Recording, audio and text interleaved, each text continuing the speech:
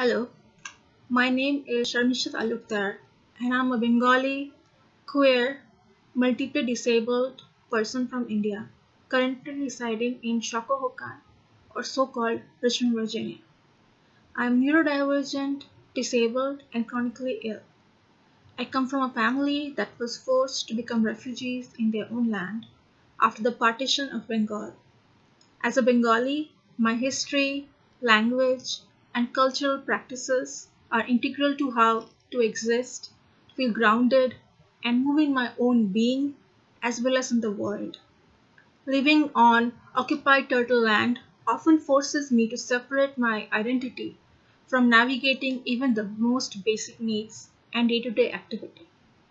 Even as I describe this experience in English, there is a certain range of violence happening as my cultural experiences are not and never will be English.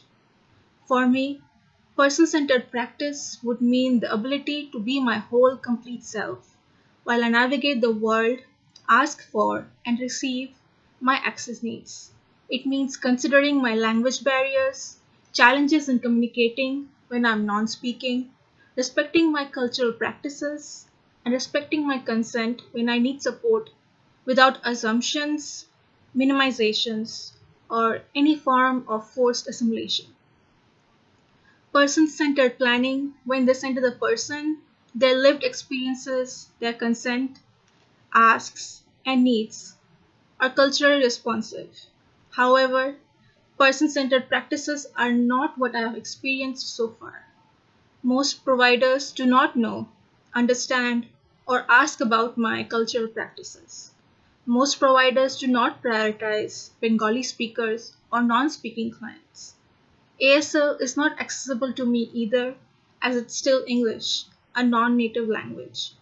Bengali culture, queer and trans culture that center disabled people of color and respect their state and their caste is very different from the dominant cis white heteropatriarchal capitalistic American English speaking ableist culture. These two cultures are very different and will not be the same ever.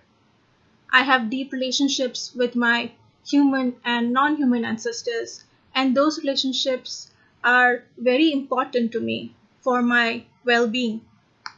If I have to expend my energy and explain myself uh, in when I'm in crisis to force myself to speak in English, a foreign language, or explain my queerness to a doctor, or how my neurodivergence and race further impacts how my disabled body mind could be treated by the medical system, it puts me under further exhaustion and does not help me evaluate if my needs are truly being met.